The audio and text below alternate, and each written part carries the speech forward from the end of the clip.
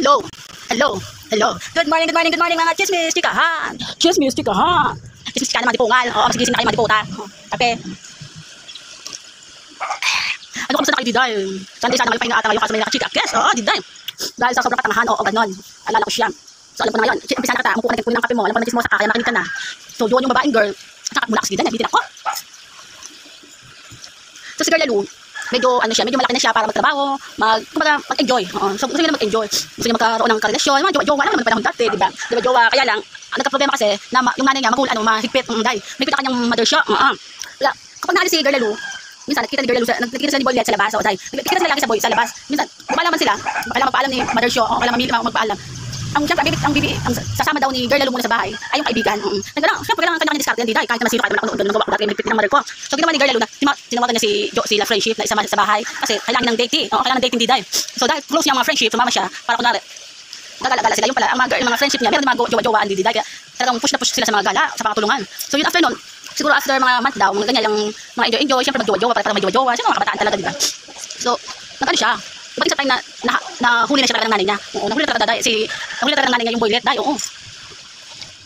Tapos, talagang magalit talaga ang mother show niya na pakipag-iwalay doon sa Boylet kasi ayaw niya talaga, kumbaga sa paningin. Sa paningin, huling-huli na agad, ayaw ng attitude na gano'n. Kaso, para sa kanya, para sa Girl Lalu, for the first time, gusto niya mag-jowa atin, magtatrabaho na nga, bisibisihan pa, gusto pa rin mag-jowa, parang may katuwaan lang ba habang tatrabaho. So, si Girl Lalu ayaw talaga. Unang tingin niya doon sa katawan or sa anong utak, sa ulo, mula ulo hanggang paa, ayaw daw talaga ni mother show yung Boylet. So, pumayag na lang sa nanay niya na pagwalay.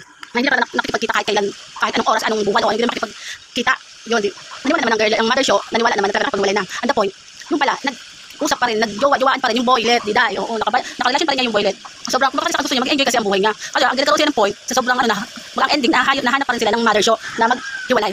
So, kaya ang mangyari nila, ni Girl Lalu, dahil sa gusto mag-enjoy ang buhay, nag-push silang dalawa ng Boylet na yung tanan, o diday, sila diday.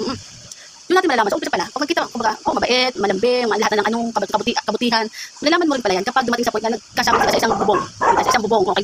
Puta, parang gusto na ibagsak ng buong bubong, ipok na sa Boylet, ganun diday. So, ano nangyari daw? Nag-live-in sila dalawa. Si Girl Lalu, nag-push na makahanap ng paraan. Kasi si Boylet, nakahanap din daw si Boylet, pero nakahanap lang ng kwarto. Diday, nakakaloka.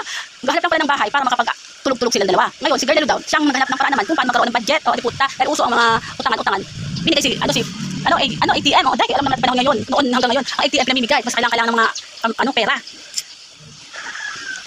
Yun, tapos, nagkalibin sila dalawa, nagkakaaway si Girl Lalu, nagkakaaway siya dun sa Boylet, kaya dapat halos tutukan na nila niya yung Boylet magtrabaho dahil hindi dahil sa makapag-live para palamunin. Dahil, ang ending, kunyari lakad lang po si Boylet, nilakad pag umaga, pero ang ending niya, nandiyan na agad sa bahay. Discover talaga si Girl Lalu, kung na-stress na talaga dahil. Parang gusto na rin umuwi sa bahay dahil. Kaso, ang problema daw, galit niya kasi nga yung kanyang mother show.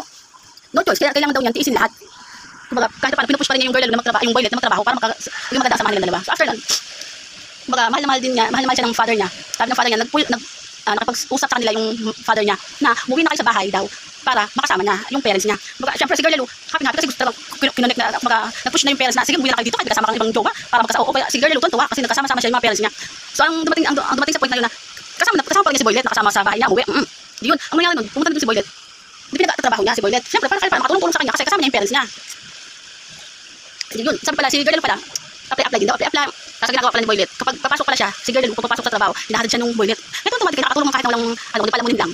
Tinutulungan na siya magkasikaso, papasok. Hindi siya, pag-out na siya ng trabaho, tapos siya uuwi. Siyempre, sa tuwa din si Girl Lalu daw, hatid niya ang Boylet, kasi sinusundo siya, papauwi. Siyempre, bisibisihan, nasikaso din siya ng Boylet. Yun, after na months, ilang taon. Yung pala, nabalitaan ni Girl Lalu na ang kanyang Boylet ay talagang tama, di puta. Pag kahit naman magkaroon ng mga kanyang sa kabubuhan at katamaran, ay gusto na itapon lang sa pamilya. Dahil, sabi ni Girl Lalu, yung malaman niya, natamad daw talagang, masipag kasi sundo sa kanya, yung pala, puro si tambay. Diba dito? Kahit sino makipag-relasyon, tapos yung nagagawin lang, magtambay, mag-palamunin lang. At kahit masino ako dito, kasi kahit nagagawin pa lang, papasok dito, ay tapos sa palabas. Pero kahit nagagawin pa lang, yun ang ginawa niya. Nakapag-hiwalay na talaga siya. Nakapag-usap na siya hindi naman sila totally nag-usap pala ng nanay niya.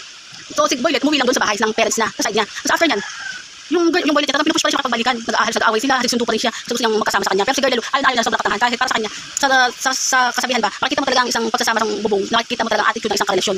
Kahit nakikita wala na ako relasyon, gusto ko itapon na ng hayop na yan. Kahit hindi na nakikita niya basta-basta. Tikman mo na lang, huwag na isama sa isang buhay, kasi isang bahay lang. Itapon na lang wala rin pakinabang. Yun, hindi nalaman yung peras ng side ng lalaki na akala nag-aaway lang yung dalawa, yung pala magkahiwalay dito, kahiwalay na. Ayaw ni Boylet na kasi umalis sa kanya, pero halos nag-push na ng maigi yung babae na magkaroon sila ng pirmahan sa barangay para lang daw na humiwalay na sa kanya yung lalaki.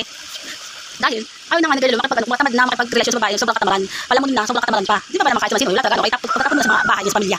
Di ba, pirmahan. Ang ending, galit pa yung barangay, kay nagagalit kay ang barangay sa girl lalo, kay kumbaga sa kanila, bibihira daw nila, ilan lang ang mga lalaki na nagkikipag-push kahit barangay pa yan, parang i-connect pa rin yung makapagrelasyon sa babae dahil mahal daw. Di po ta, kung di ba naman sa, hindi pwedeng mahal ang isang trabaho daw. Isang pag-asa ay pagsasamahan at pagtatrabaho ay hindi dahil sa pag-ibigan, laman, pag-ibig lang daw. Kay palamon ka ba sa naibigay, panood ka kumbaga, bigyan ka lang lagi ng itlog ng mga di ba? Kahit sino, kahit ako, kapag yung nangyari, iputan, sa kanya makukuha ang mga bago dyan. Yun, after nyan, yun, sa totoo naman si girl lalo dahil nila ay nagkahiwalay din sa wakas. At yun, nakakuha rin siya ng bago na maayos talaga. Simula sa nagkaasawa, nagkasama sila, ay may trabaho na talaga. Maghatid sa kanya, ano, dahil tapos pala sa trabaho. Di po tayo, di po pala mo yan, di po tayo ako, pagkatapos hindi ko naman hayop yan. Yun lang, tapos lang ating chismis na parang may sobrang ito. Go! Tapos na, goodbye, kape. Yan na, goodbye, chismis, ikang.